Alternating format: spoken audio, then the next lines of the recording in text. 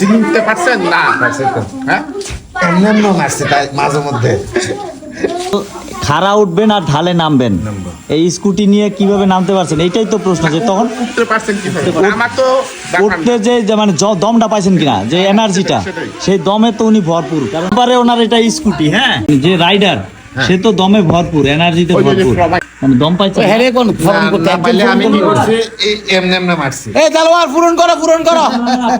সামনে কিন্তু একটু অফরোড আছে, ভাঙা, সাবধান।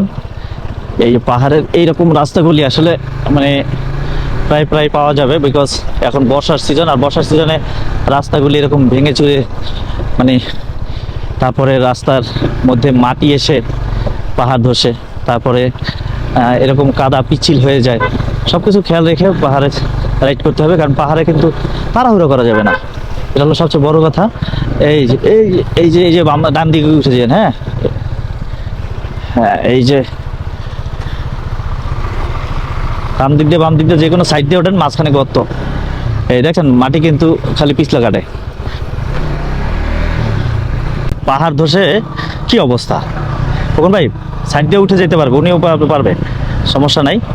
বাট না আমরাও পারবো, বাট ওই যে হলো পা ফেলে ফেলে যান আস্তে ধীরে। এই যে সামনে ফরহাদ ভাই যাচ্ছে, হ্যাঁ হ্যাঁ, হলো উপর থেকে ওঠা যাবে, উপর থেকে। খোকন ভাই উপর থেকে উঠতে পারলে উপর থেকে আসেন, হ্যাঁ উপর থেকে যান, কারণ আমরা নিচে নেমে গেছি, আর কিছু করার নেই। কারণ আমি ফরহাদকে দেখে, না আমি আলতাফ ভাই সামনে গেছে একইভাবে, এই কারণে আমিও নিচে নেমে গেলাম। তো আপনারাও ডান দিকে উঠে যান একটু। হ্যাঁ, জুতা এটা নিয়ে চিন্তা করলে আপনার জুতা ধুয়ে দিন, কিন্তু আপনি এখানে একটু কেয়ারফুলি চালাবেন।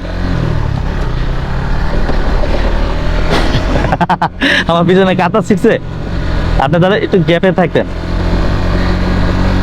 আমরা এখন আছি বান্দরবানের চিম্বুকের রোডে, Chimbuk road. Yes, this is Tonkaboti. Yes, this is Tonkaboti Road. Wow, just wow. সেই ভিউ, জাস্ট ওয়াও।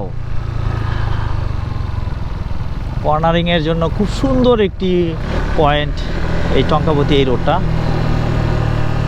এই যে এই জায়গাটা, এই পয়েন্টটা আসলেই সুন্দর। আলতাফ ভাই ভয় পাচ্ছেন? তো ধাক্কায় ধাক্কায়, প্রেসারে যেতে হয়, উঠতে হয়। Wow, just wow. Cornering and downhill আমরা করছি।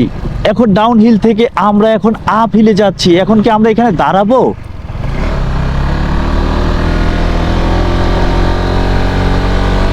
আপ হিল করছি আমরা টঙ্কাবতী রোডে। এখন যাচ্ছি চিম্বুক, আর চিম্বুক এখান থেকে আর 3 কিলোমিটার। কিন্তু এই রাস্তাটায় এসে আমরা বৃষ্টির কবলে পড়লাম। এই দেলার ভাই, চিম্বুকের ওখানে যে বটগাছটা আছে না, ওখানে যে রেস্টুরেন্ট আছে, ওয়াই জাংশনে চলেন তবে। হ্যাঁ, বৃষ্টির কারণে চারিদিকে শুধু মেঘ আর মেঘ, পাহাড় পুরোই ঢেকে গেছে মেঘে। আর এমন সুন্দর দৃশ্য দেখে হারুন ভাই তো পুরো পাগল হয়ে গেছে।